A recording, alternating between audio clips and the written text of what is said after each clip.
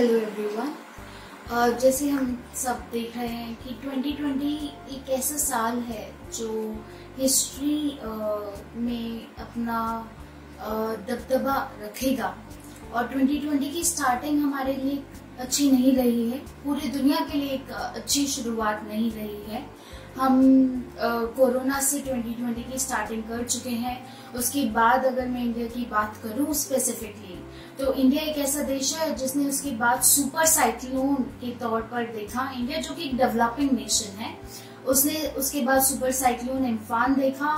ये कोई normal cyclone नहीं था। और उसके बाद अब लोकस्ट स्वैम्स का हमला इंडिया के एग्रीकल्चर पर अपने आप में ही एक बहुत महत्वपूर्ण बात दर्शाता है, जिसके लिए हमें सबको एकजुट होके ये समझने की जरूरत है कि कैसे one thing leads to another, कैसे एक चीज दूसरी चीज पर ले आती है चीजों को।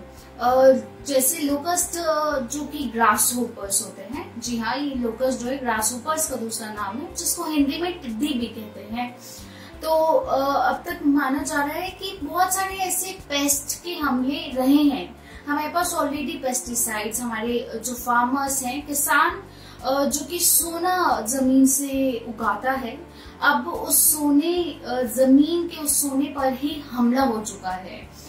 जी हाँ, जब मैं ये वीडियो रिकॉर्ड कर रही हूँ उस वक्त ये हमला हो चुका है। और अभी हम आपको बताएंगे कि ये जो लोकस्ट और ग्रासहोपर्स पेस्ट हैं, ये स्वैम्प जो है इनका, या फिर मैं बोलूं कि ये झुंड में आते हैं और इन्होंने इंडिया पाकिस्तान के बॉर्डर पे इनको देखा गया है। और ये बेसिकली ईरान में इनकी ब्रीडिंग शुरू हुई थी। अभी जो है आंकड़े बताते हैं कि 5 ऐसे स्टेट्स हैं जिनको इससे डरने की जरूरत है, या फिर जहां पर ये हमले हो सकते हैं। जो 5 हमारे एग्रीकल्चर स्टेट्स हैं, mainly Rajasthan, Haryana, Punjab, MP and also UP. तो यहाँ के एग्रीकल्चर को अफेक्ट, इससे प्रभावित होने की बहुत आशंका है। और बोला जा रहा है कि यूनाइटेड नेशंस का कहना है कि 26 सालों में ये पहला ऐसा खतरनाक पेस्ट का हमला देखा जा रहा है। ये तो बात हो गई कि 5 स्टेट्स हैं हमारी जिनके एग्रीकल्चर को ये अफेक्ट करेगा। तो आइए जानते हैं कि बेसिकली लोकस्ट है क्या, ये ग्रासहोपर ऐसा क्या है कि इसके हमले से एग्रीकल्चर इतना ज्यादा प्रभावित हो सकता है। और उसके बाद जानेंगे कि एडमिनिस्ट्रेशन या फिर गवर्नमेंट ने क्या स्टेप्स लिए हैं 2020 के इस दौर में, जब हम ऑलरेडी कोरोना जैसी महामारी से लड़ रहे हैं। तो लोकस्ट ग्रासहोपर की अगर मैं बात करूं, तो ये ग्रासहोपर जो है ये खतरनाक इसलिए है क्योंकि ये बेसिकली झुंड में चलते हैं, ठीक है। तो ये 150 किलोमीटर एक दिन में ट्रैवल कर सकते हैं। तो आप अंदाजा लगा सकते हैं कि इनके लिए एक स्टेट से दूसरी स्टेट तक पहुंचना जो है कोई बड़ी बात नहीं है। बहुत आसानी से, बहुत जल्दी एक स्टेट से दूसरी स्टेट पे हमारी वहां की फील्ड्स, एग्रीकल्चरल फील्ड्स पे हमला कर सकते हैं। उसके बाद देखें तो जो 1 स्क्वायर किलोमीटर का जो लोकस्ट का झुंड है, वो 35,000 लोगों के जितना खाना खाने की कैपेसिटी रखता है। तो आप सोच सकते हैं, जब ऐसा तो होगा नहीं कि खाली 1 स्क्वायर किलोमीटर में आएंगे, ये झुंड आएगा तो ये बहुत ही ज्यादा एरिया में आएगा।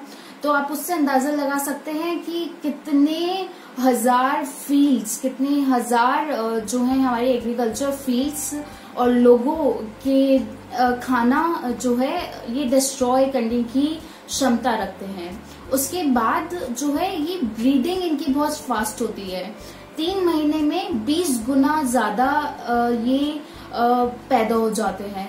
तो ये 2 बातें हैं जो इनको और भी ज्यादा मुश्किल बना देती हैं।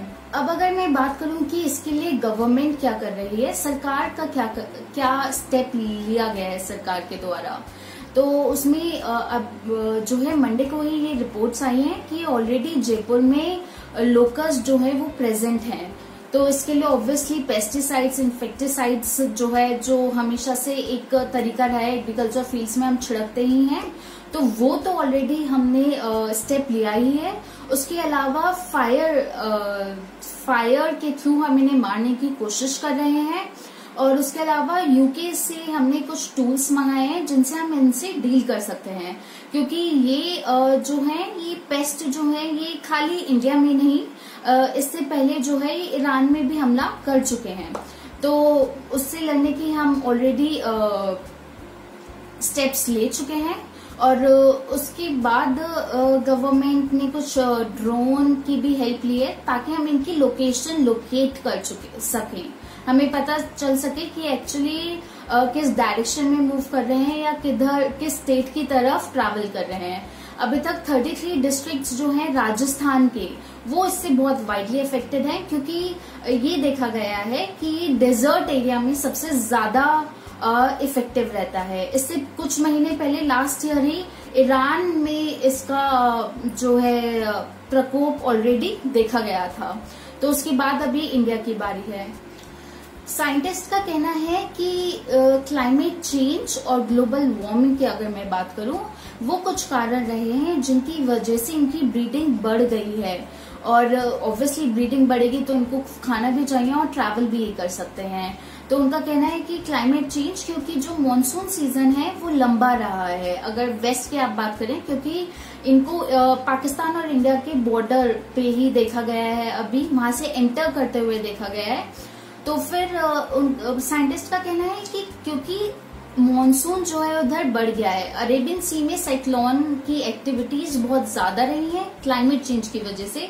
उधर का इस साल टेम्परेचर बहुत ज्यादा रहा है, तो उसकी वजह से इनकी ब्रीडिंग पीरियड और ब्रीडिंग टाइमिंग बढ़ गई है। तो इससे हम ये समझ सकते हैं कि क्लाइमेट अपने आप में एक बहुत ही खतरनाक रूप लेता जा रहा है।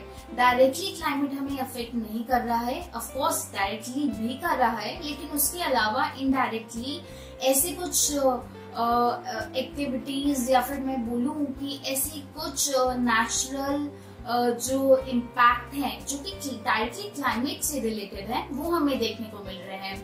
हालांकि यूनाइटेड नेशंस की जो ऑलरेडी बॉडीज हैं वो ऑलरेडी इतने सालों से इसके बारे में लोगों को जागरूक करती आई हैं और इसके बारे में बताती आई हैं, चाहे वो हमारे एयर पॉल्यूशन की बात रही हो, पानी की बात रही हो, या फिर जितनी भी नेचुरल रिसोर्सेज हैं उसके बारे में बात रही हो।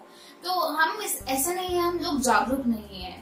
मुझे याद है कि स्कूल्स में एनवायरमेंट स्टडीज एक सब्जेक्ट सिर्फ इसलिए लाया गया था 10-11 साल पहले, ताकि स्टूडेंट्स को बेसिकली और उनके थ्रू उनके पेरेंट्स को हम जागरूक कर सके एनवायरमेंटल कैलेमिटीज के लिए। लेकिन हमें ये चीजें जो एनवायरमेंट में हमारे आसपास हो रही हैं, ये हमें इकोनॉमिकली तो इन चीजों से लड़ना ही है, क्योंकि हमारे पैसे से कोरोना की वजह से, लॉकडाउन की वजह से हमारी इकोनॉमी बहुत इम्पैक्ट हुई है, जिसकी वजह से ऑब्वियसली हमारी थाली, जो खाने की थाली है, उस पर इम्पैक्ट पड़ा है। और अब हमें ये सोचने की जरूरत है कि जब ये लोकस्ट पेस्ट की जो डायरेक्ट एग्रीकल्चर फील्ड्स पे अटैक है, उसके बाद वो जो हमारी खाने की थाली है उस पर कितना इम्पैक्ट पड़ेगा। ये क्लाइमेट चेंज का इम्पैक्ट हमारी डायरेक्टली हमारी थाली, हमारी खाने की थाली पर पहुंच चुका है। इसके बारे में हमें अब बहुत बातें कर ली हैं, हमने बहुत चीजें देख ली हैं, अब हम इसको हल्के में नहीं ले सकते। I think this is the high time now. Red flags are there, हम ऑलरेडी फ्लैग्स दिख नहीं रहे हैं, हम ऑलरेडी चीजों को फील कर रहे हैं, अपने अराउंड, अपनी सराउंडिंग्स में हम देख रहे हैं। तो ये टाइम है कि आप प्लीज कम से कम रिसोर्सेज को यूज करिए। आप अपने घर पे हैं, अभी एग्रीकल्चर फील्ड्स को इम्पैक्ट कर रहा है। मे बी ऐसा हो सकता है कि नेक्स्ट जो चीज इम्पैक्ट होगी, एयर ऑलरेडी इम्पैक्ट हो चुकी है, नेक्स्ट जो चीज इम्पैक्ट होगी वो हो सकता है पानी हो। पानी अभी थोड़ा बचा हुआ है, हालांकि बहुत सारी स्टेट्स में हमने वाटर प्रॉब्लम्स ऑलरेडी देख ली हैं।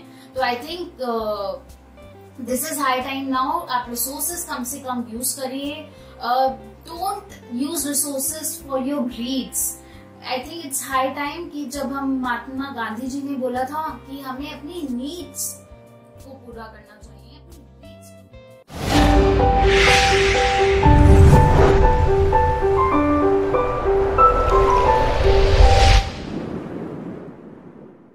इस प्रकार की वीडियो या साइंटिफिक एक्टिविटीज से अपडेट रहने के लिए इस चैनल पर सब्सक्राइब कीजिए।